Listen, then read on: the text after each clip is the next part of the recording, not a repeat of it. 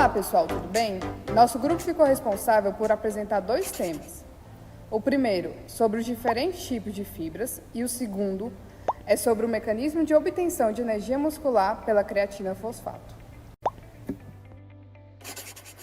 Quando a gente fala então de tecido muscular, nós precisamos lembrar que existem 3 tipos de músculo no nosso corpo.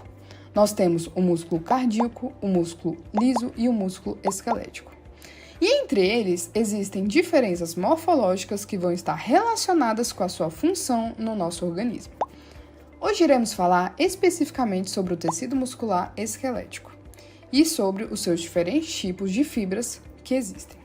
Há vários tipos de classificação do músculo esquelético, mas quando a gente fala de fibras musculares, só tem 3 tipos de fibras: as fibras tipo 1, as fibras tipo 2A e as fibras tipo 2X, que eram anteriormente chamadas de fibras tipo 2B. E são as características fisiológicas e metabólicas dessas fibras que determinam o tipo de músculo que eu vou ter. Por exemplo, o músculo da contração rápida vai ter mais fibras do tipo 2B ou 2X. Em contrapartida, o músculo de contração lenta vai ter mais fibras lentas, que são as fibras do tipo 1. Porém, é importante ressaltar que todos os músculos do nosso corpo vão possuir os 3 tipos de fibras musculares. Os músculos de contração rápida terão uma predominância de fibras rápidas. Contudo, eles não irão apresentar somente essas fibras, assim como os músculos de contração lenta. Eles vão também ter uma predominância de fibras lentas. Mas vamos encontrar os outros tipos de fibras musculares nesse tipo de músculo. Além de classificar as fibras musculares em relação à sua velocidade de contração, a gente também pode classificá-las pelo uso ou não de oxigênio, ou pela sua bioenergética. As fibras de contração lenta, que são as fibras do tipo 1, elas vão utilizar oxigênio para gerar energia em forma de ATP. Portanto, elas são consideradas fibras aeróbicas ou oxidativas.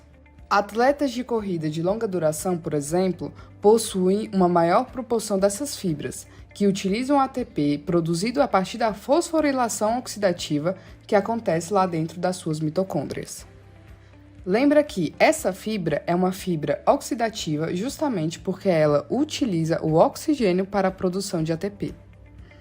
Para quem não se lembra, a fosforilação oxidativa que acontece na membrana interna das mitocôndrias depende do oxigênio e do ciclo de Krebs, o qual também acontece nas mitocôndrias.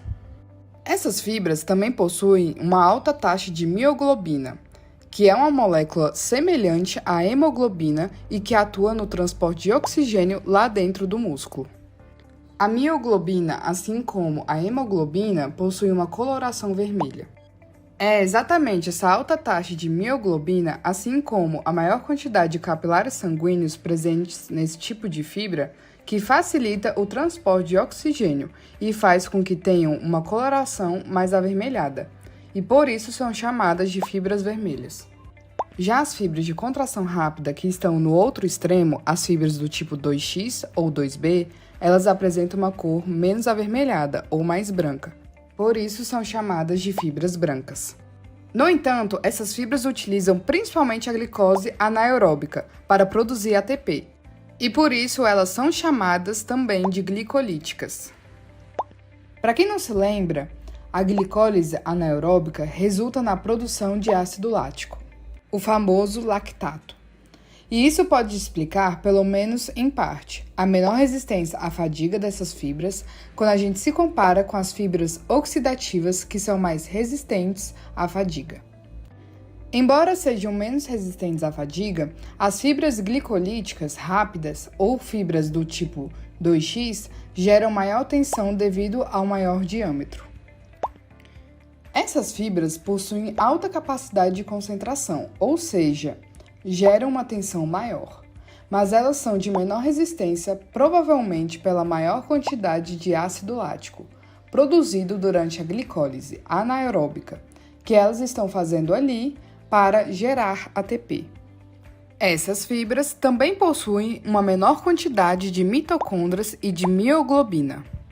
Atletas de corrida de curtas distâncias ou esportes de explosão, por exemplo, basquete e futebol, possuem uma maior quantidade desse tipo de fibra. Por último, vamos ter ali aquela fibra intermediária, que é a fibra do tipo 2A, e que, embora ela seja considerada uma fibra rápida, ela possui propriedades tanto de fibras oxidativas quanto de fibras glicolíticas.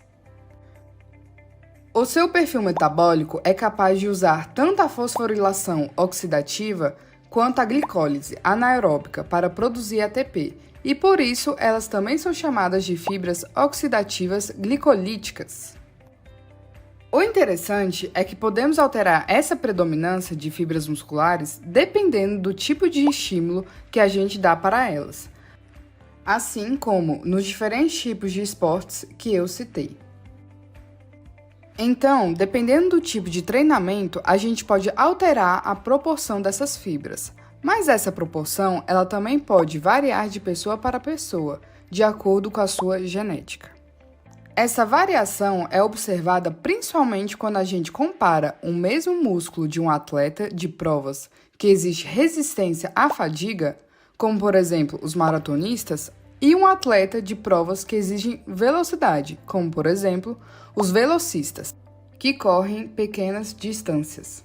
Como é de se esperar, os músculos dos maratonistas têm maior proporção de fibras oxidativas lentas, ou fibras do tipo 1, que são mais resistentes à fadiga do que os músculos dos velocistas, que têm maior proporção de fibras glicolíticas rápidas, ou fibras do tipo 2X, que são menos resistentes à fadiga, mas são rápidas e geram maior força devido ao seu maior diâmetro. E só de observar os atletas, você já percebeu a diferença física entre eles, e essa diferença pode estar relacionada com a proporção entre os diferentes tipos de fibras nos músculos desses atletas. Para finalizar, é interessante salientar que através de diferentes tipos de treinamento físico, você pode mudar a proporção entre os diferentes tipos de fibras de determinados músculos esqueléticos. Porém, mesmo com treinamento idêntico, uma pessoa pode ter um resultado diferente de outra pessoa, pois o fator genético também pode influenciar na proporção de fibras tipo 1, 2A e 2X nos músculos esqueléticos. Bom, revisando, temos 3 tipos de fibras musculares esqueléticas. As fibras do tipo 1, que são fibras de contração lenta, que são também fibras oxidativas ou aeróbicas, por utilizar o oxigênio para produzir ATP através da fosforilação oxidativa.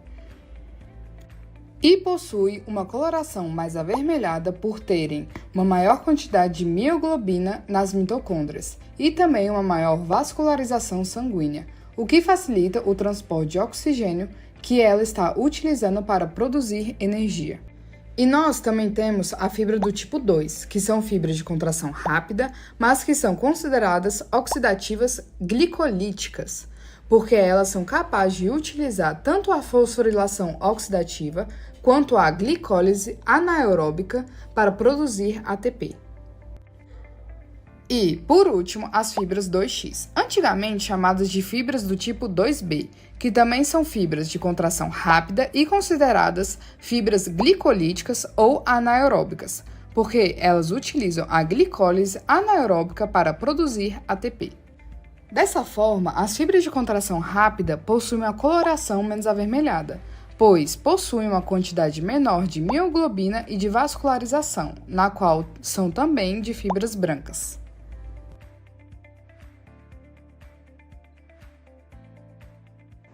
Em continuação ao nosso conteúdo, vamos abordar agora sobre os sistemas de obtenção de energia, falando sobre cada molécula importante e quais os seus procedimentos metabólicos que formam a energia. A respiração celular, também chamada de bioenergética, gira em torno de formação de energia, ou seja, da formação de ATP. Esse ATP consiste em um componente de adenosina e 3 partes denominadas de grupo fosfato, que são ligados por uma ribose, que é uma pentose, um monossacarídeo, ou seja, um açúcar. Nós podemos produzir esse ATP através de 3 formas. A primeira é a forma anaeróbica, que ocorre sem a presença de oxigênio, através da via anaeróbica láctica. que ativa a ATP-CP e utiliza a creatina fosfato. Temos também outra via anaeróbica, mas essa é a via anaeróbica láctica, que produz o lactato e, por último, a via aeróbica, que utiliza oxigênio. E ocorre através do metabolismo da glicose com a via oxidativa, que pode metabolizar carboidratos, proteínas e lipídios. Falaremos então especificamente sobre a forma anaeróbica aláctica de obtenção de energia, o chamado sistema ATP-CP. Basicamente, quando nós precisamos de energia mais rápida, mais momentânea e em apenas alguns segundos, é necessário um esforço maior. Então o ATP vai ser quebrado para formar a energia. Esse processo ocorre a partir da ressíntese do ATP, sendo assim um processo reversível, onde o ATP é quebrado e formado novamente. Mas como o nosso corpo produz ATP, como ele ressintetiza o ATP e como ele faz uma nova molécula de ATP após ter sido quebrado? Já é um processo de nosso conhecimento que o ATP, sendo quebrado, ele forma ADP, adenosina de fosfato, mais um fosfato inorgânico. Mas como isso acontece novamente? Uma união, uma síntese para uma nova molécula de ATP? Esse processo é feito por meio de uma outra molécula, uma substância química. Nós temos um processo enzimático que faz isso acontecer, que é a famosa CP, que é a creatina fosfato. A creatina fosfato é um composto que possui alta energia, principalmente em curta duração. É então a molécula de creatina fosforilada, ou seja, na presença de fósforo, e é um importante depósito de energia no músculo esquelético. É um outro depósito também que fornece um grupamento fosfato, energia para formar o ATP. Então, ela é utilizada instantaneamente para reconstituir o nosso ATP, a partir de uma ADP, que foi anteriormente quebrada, e de um novo íon fosfato, que é fornecida pela creatina fosfato. Essa reação acontece o tempo todo, então ela é o que nós chamamos de reversível. Vamos ver então como ocorre a quebra da creatina fosfato. Como é que acontece? Ela é degradada, ou seja, catabolizada por uma enzima chamada CK. Essa enzima CK significa creatina quinase. Ela é responsável por quebrar a creatina fosfato e formar a creatina mais fosfato. Essa creatina fosfato também é novamente formada para a continuação do sistema ATP-CP. Por isso, nós temos o chamado de sistema ATP-CP, pois a formação do ATP depende da creatina fosfato. A formação de novas moléculas de adenosina trifosfato ocorre a partir da formação e degradação da creatina fosfato da CP. Esse fosfato é liberado pela quebra da creatina fosfato através da ação da creatina quinase, que vai de fato auxiliar na formação de uma nova molécula de ATP.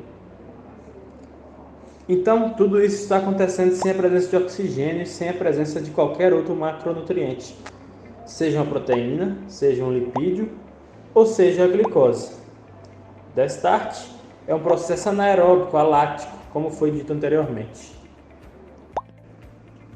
Vamos pensar na seguinte situação. Qualquer tipo de contração muscular, seja ela leve ou pesada, mas quanto mais pesada, mais ATP tem que ser liberado. Esse ATP deve ser quebrado e forma o ADP mais fosfato inorgânico. Esse ADP mais fosfato novamente vai formar o ATP. Como o corpo faz isso então? Por meio da creatina fosfato. Essa imagem aqui, pessoal, ela deixa para vocês bem mais fácil de compreender. Então aqui nós temos as moléculas de ATP. Lembre-se que na respiração celular tudo gira em torno do nosso ATP, adenosina trifosfato. O ATP, quando ele é quebrado, ele tem uma liberação de energia. Essa constante liberação de energia faz a ativação dessa creatina quinase. Então, como vocês podem perceber na imagem, a quebra do ATP formando ADP mais PI mais fosfato orgânico ativa a CK, que é a creatina quinase. Essa enzima é responsável por quebrar a creatina fosfato. Após a quebra da creatina fosfato, ela libera então a creatina, que é uma proteína formada por glicina, arginina e metionina. E também libera energia, libera um fosfato. Essa energia vai se ligar novamente ao ADP e forma uma nova molécula de ATP, formando então mais um adenosina trifosfato. Esse processo, como as setas indicam, é reversível. Uma vez formada o ATP novamente, quebra-se de novo, forma-se o ADP mais PI, ativa CK, quebra a creatina fosfato, libera a creatina com fosfato inorgânico, liberando energia, ligando-se novamente ao ATP e o ciclo se repete. Lembrando mais uma vez, sem presença de oxigênio. Esse processo, pessoal, é denominado de anaeróbio. Processo, então, que não tem a utilização de oxigênio.